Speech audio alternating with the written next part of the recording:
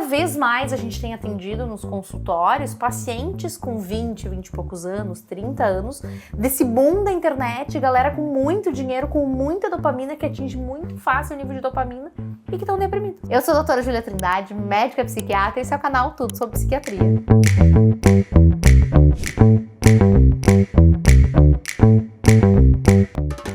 A dopamina é o neurotransmissor da felicidade. Mas, na verdade, a dopamina é o neurotransmissor do equilíbrio, se a gente parar pra pensar. Porque se eu tiver dopamina em excesso, eu não vou ficar bem. Eu vou ficar viciado nessa sensação e eu vou precisar de cada vez mais para ter a mesma sensação. E eu nunca vou conseguir atingir esse nível. Eu vou ficar buscando cada vez mais. Então eu preciso ter experiências de bem-estar, comida, sexo, relacionamento, mas eu preciso também ter equilíbrio. Então eu preciso ter a parte negativa. A dopamina é o que me faz ir atrás das coisas. É o que projeta na minha mente aquilo que vai ser bom. Só que se for bom o tempo inteiro, eu não consigo ter essa diferença. Então, na verdade, ela é o neurotransmissor do equilíbrio. Porque se eu tenho dopamina em excesso é ruim. Falta de dopamina está relacionado, por exemplo, com a depressão. Porque a pessoa não consegue sentir prazer com as coisas. Porque a dopamina está relacionada também ao prazer.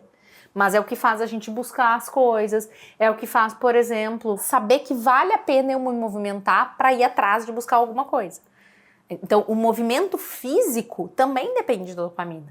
Porque a dopamina, além de ela fazer mentalmente eu ter vontade de fazer alguma coisa, ela ativa os meus músculos para que eu possa fazer, para eu levantar e ir atrás, buscar aquilo. Então, a dopamina está relacionada a isso, mas eu preciso ter equilíbrio. Porque se eu tiver dopamina em excesso, eu vou ter um problema. E se eu tenho falta de dopamina, eu também tenho. Então, ela é mais que um neurotransmissor da felicidade. As pessoas acham assim, se eu tiver só dopamina o tempo inteiro, eu vou estar muito feliz. E pelo contrário, excesso de dopamina faz com que eu tenha mais dificuldade de ter bem-estar. Por exemplo, quando eu tenho uma situação, uma pessoa que ganha na loteria, ela tem uma liberação de dopamina gigantesca. É muito difícil de novamente ela atingir isso. E em alguns casos, a pessoa começa até a ficar deprimida. Tem vários estudos mostrando que pessoas que ganham na loteria, então de uma hora para outra, a pessoa atinge tudo. Ela tem 20 anos, ela fica milionária, ela já atinge tudo, que seria a maior sensação de dopamina. Só que aí, e agora? Onde que eu vou? Qual é o sentido da minha vida? Porque não tem mais nada que consegue atingir aquele nível de dopamina depois que tu já conseguiu alcançar tudo. Nossa, então eu tenho que sofrer?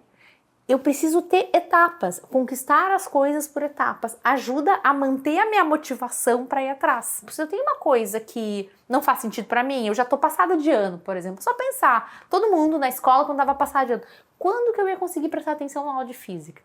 Não me interessa, eu já tô passada de ano. Então a minha motivação, ela se mantém quando eu tenho um sentido para isso. Senão fica muito difícil ter motivação, e motivação também é dopamina. Concentração também é dopamina. Aí a gente vai lá pro TDAH. O TDAH, na verdade, ele tem uma alteração da resposta de dopamina. Então ele tá sempre buscando mais dopamina. Ele tem dificuldade de manter o foco, a atenção, a concentração. Córtex pré-frontal, área de controle de impulso, alteração de dopamina. Mas dopamina também está alterada nas doenças neurodegenerativas, como no Parkinson, que eu também tenho uma alteração. Então, os neurônios dopaminérgicos morrem. Então, a pessoa começa a ter dificuldade de iniciar o movimento, ela começa a ter o que a gente chama de uma apatia, ela fica lá paradinha, sem ter iniciativa para fazer as coisas. Então, tudo que for dopamina também tem com essa motivação, ativação. A dopamina está alterada em diversos transtornos mentais, na esquizofrenia, na depressão, no TDAH, nas doenças neurodegenerativas como Parkinson. Então, tem diversos transtornos, ela é muito mais complexa do que simplesmente o neurotransmissor da felicidade. E a gente precisa ter estímulos de dopamina, pequenas coisas que a gente faz para sentir o bem-estar da dopamina, mas cuidar com o excesso. Então, buscar equilibrar atividades de prazer com atividades obrigatórias, com atividades que vão me dar uma sensação de bem-estar de longo prazo. A dopamina, ela tem muito sistema de recompensa imediata. E eu preciso ter uma recompensa imediata, então colocar essas atividades de recompensa imediata, mas também colocar atividades que vão me dar uma sensação de bem-estar de longo prazo. O principal em relação à dopamina é equilíbrio. Não dá pra gente ter tudo em excesso. Porque, por exemplo, se eu comer em excesso, se eu jogar em excesso, qualquer coisa que eu fizer em excesso vai ser prejudicial. E não é fácil, tá? Porque o nosso cérebro, ele adora uma dopamina. Dopamina dá sensação de bem-estar. Tanto que uma das questões relacionadas à dopamina é, por exemplo, em relação à cocaína. A cocaína, ela libera uma quantidade muito grande de dopamina no nosso cérebro.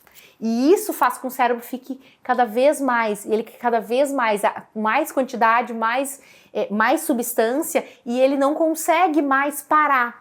E aí é muito difícil de, por exemplo, por que é difícil para a pessoa que usa cocaína parar de usar de forma espontânea? Muitas vezes ela para de ter relações sexuais, ela para de comer, ela para de fazer coisas que ela gostava, porque a única coisa que dá aquela sensação mais próxima de prazer é a cocaína. E a gente tem isso com jogos, com sexo, então tudo que é em excesso, o nosso cérebro vai para esse sistema de recompensa e ele tem dificuldade de sair. Lembra, equilíbrio. A dopamina é o neurotransmissor do equilíbrio. Tem uma atividade que não faz mal e libera muita dopamina para o nosso cérebro. Eu sei que esse tema é polêmico e vai ter muita gente que não vai gostar dessa ideia, mas estudos já mostraram que realmente libera dopamina, que é banho gelado. Júlia, mas eu não gosto de banho gelado.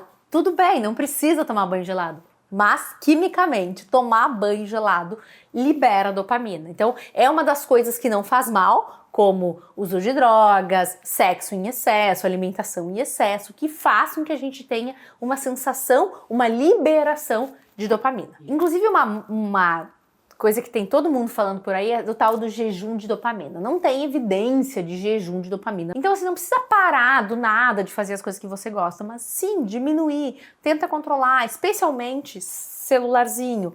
Eu falo que é uma caixinha de dopamina celular, rede social, então é dopamina a todo momento. Então, diminuir o excesso de exposição a essa intensidade de dopamina. Então, ajustar esse dia a dia e não tá o tempo todo querendo prazer, ajuda a ter melhor qualidade de vida. Então, a dopamina, eu falo que é um neurotransmissor do equilíbrio. Aposto que você já tinha ouvido falar sobre dopamina e prazer, mas talvez essa visão que eu trouxe nesse vídeo você ainda não tinha ouvido falar. Comenta aqui embaixo. E aí, o que tu achou? Quer mais informações?